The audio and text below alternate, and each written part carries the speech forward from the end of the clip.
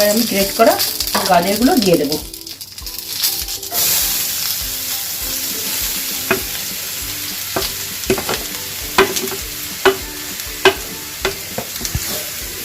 এবার আমি ভালো করে এটা নেড়ে চেড়ে একটুখানি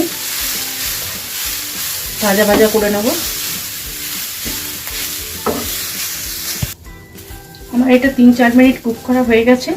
এবার আমি এটার মধ্যে দুধ দিয়ে দেবো।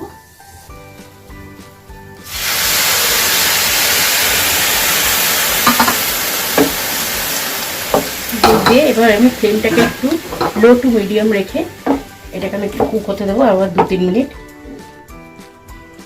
আমি এখানে দুটো বড় বড় গাজরের জন্য আমি 1 কাপ দুধ নিয়েছি। গাজরটা আমার 3-4 মিনিট কুক হয়ে